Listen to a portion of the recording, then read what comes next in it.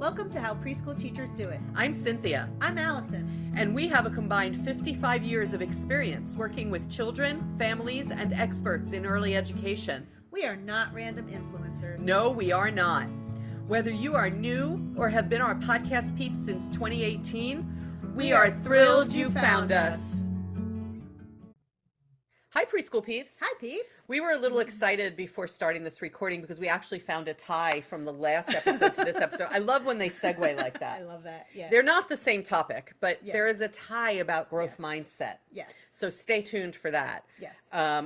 But first we advise you to please go to howpreschoolteachersdoit.com and send us a contact form with questions or statements or please nothing heinous. And then go to, she's like, whatever, we will ignore it. I will ignore it because we're not perfect. Thank you. Watch the last episode. Yeah. But we try really hard here, so it's nice to hear nice things. It is. You can also go to our Facebook page. I also recently responded to somebody on YouTube who wrote to us. I'll have to remind you of that. I responded to somebody on YouTube. Because I need to hear. YouTube, you could comment there. You can ask questions there under our episodes as well. So, feel free to go wherever you can reach us and reach out. I think the most direct is probably our contact form, but wherever, reach out. We will eventually get back to you, and you never know when you're going to inspire an episode. Yeah. So please do. If you're sitting there going, yeah, I wrote to them and they never got back to me, let us know. Let us know because things fall through the cracks. We get a lot of emails, and we are very busy. We are, and we got a lot. Sorry, and not just with work. Like we got personal stuff going on too. So like we do try really, really hard, but please, we are not perfect. We are human beings. So if your email was emailed a while ago and we didn't get back, just copy and paste it and say, hey, I sent this. Yeah, if we messed up, let us know. We mess up all the time. Come on. We admit it. We're not sitting here saying we're perfect, but we do try really hard to get back to you. So we try really hard for the people all over the world and in the United States who are listening to us. How's that for a segue? What a segue. Thank you. And we are going to shout out a couple of places where we so appreciate you being one of our preschool peeps, or more than one actually, because you were in our ratings. But go ahead. Oh, yeah, that's true. That's true. More than one of you are listening to us from Singapore. So hi, everybody there. And also Kansas City, Missouri. Thank you for listening. Yes. And speaking of ratings that you all are a part of in Singapore and Kansas City, Missouri, we, not too long ago, were listed in the top 50 preschool podcasts. And guess what number we are? Number 2. Number 2. Out of 50. Out of 2. Yeah. We're number 2. And while we're not going to try to be perfect, we would love to be number 1. So please keep listening and sending people to our podcast. That would be great. Yeah. And I said there was a tie. The last episode, you might have gotten the hint based on what we've been saying already. The last episode was about perfectionism and how we want to encourage a growth mindset in children.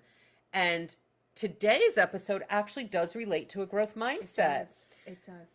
We didn't realize it when we planned this, but we don't always plan things like this. It's just random, and this was a little random. When it just kind of happens to be all linked together like that. And so it happens to be that we're going to talk today about how we create what is called a productive struggle in educational circles. One of the things we want to do in educational circles is to create that productive struggle. For early learners, we want to do it in a developmentally appropriate way. So to be very clear before we define it. Yes.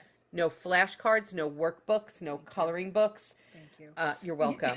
That's not creating a productive struggle. That's not what we're talking about here. Allison, you want to describe it? You had the description handy. Yes. Creating a productive struggle is a concept used in education when we plan an activity during which learners have to grapple with a challenging task and persist through frustration to build understanding. This helps children develop a growth mindset. I think when they're really young, one of the simple ways to do that, to create a productive struggle, is through riddles. What do you think of that? When they're really young, like 2 to 3? Idea. Yes. Right? That's cute. Cute little riddles. Don't they start to like that? Yes. Don't they come in, once they're verbal, they'll come in like, I have a joke. Yes. And sometimes it's a riddle. I think riddles at their developmental level, real simple, are great for a productive struggle. And then as they get older, we want to set up more complex, productive struggles as we are planning our activities with children, whether you are at home raising them or you are in an early childhood program. Either way. Yeah. Productive struggles are great.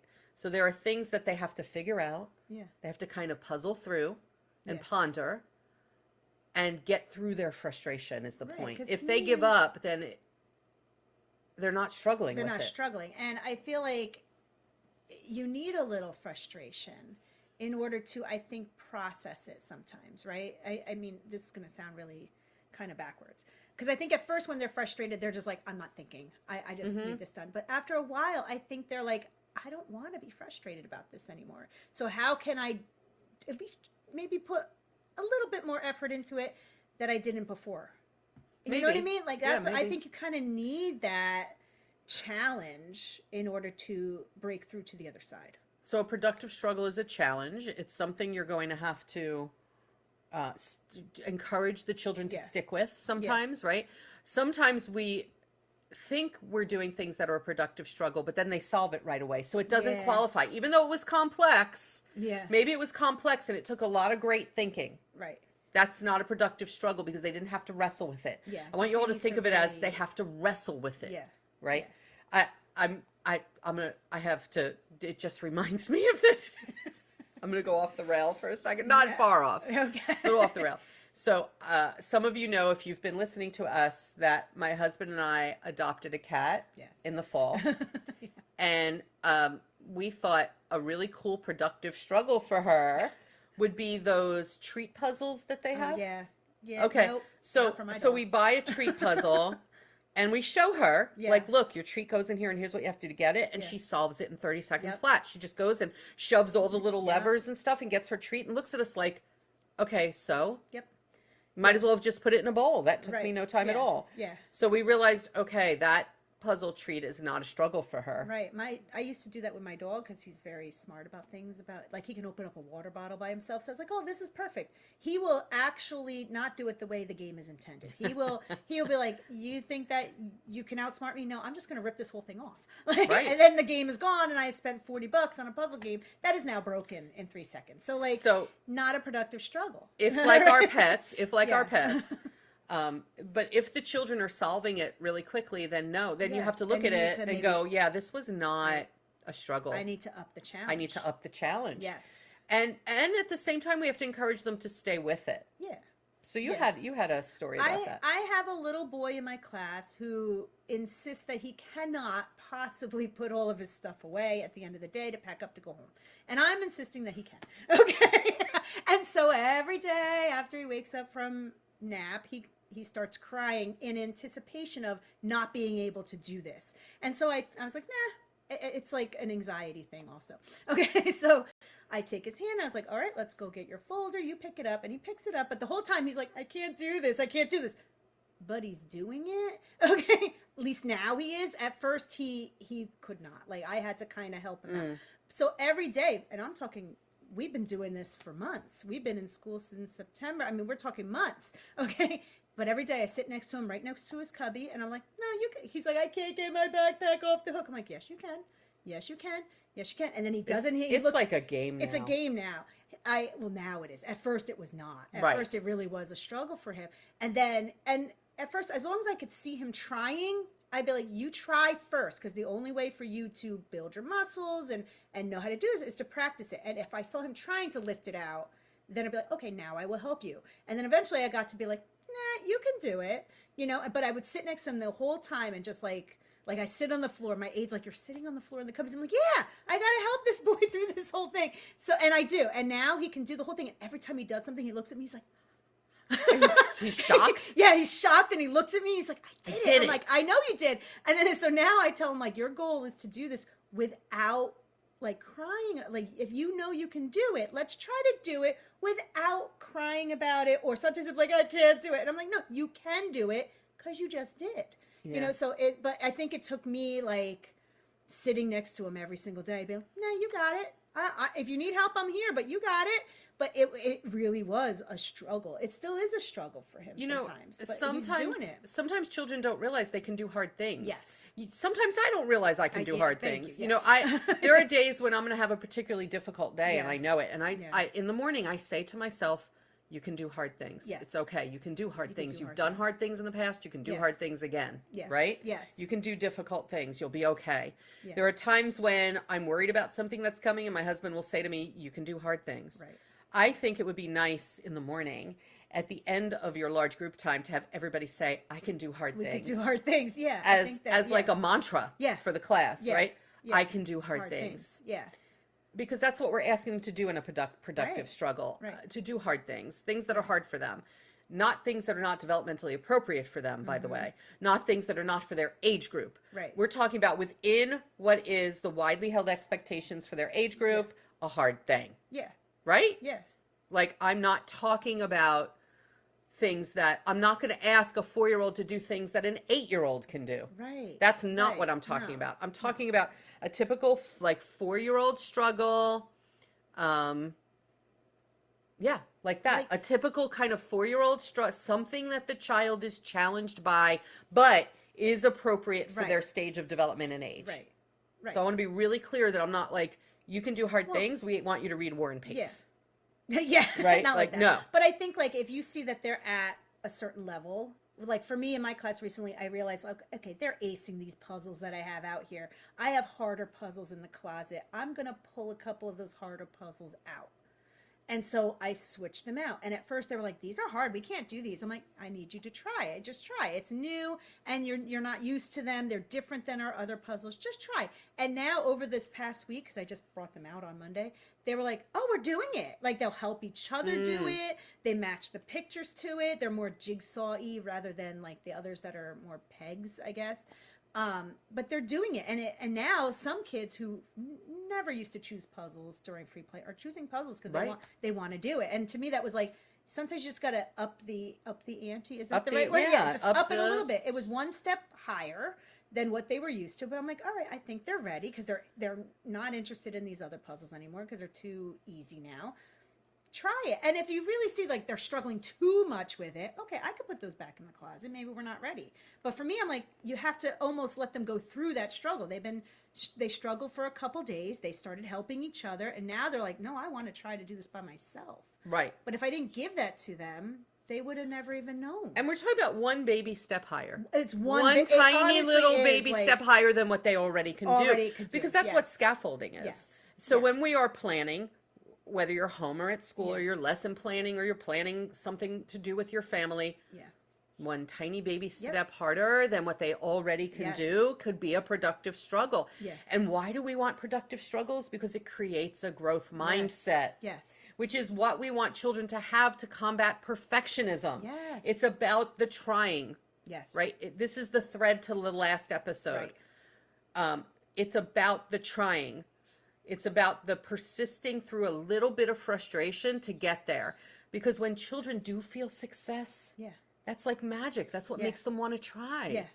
When you have that feeling of, oh my God, like your Yeah, student my does. Oh my gosh, student, I did it. When he smiles at me and gets shocked about it, it's like, it gives me such joy. That to me is like, this is why I'm here. Yeah. This is the purpose of my teaching.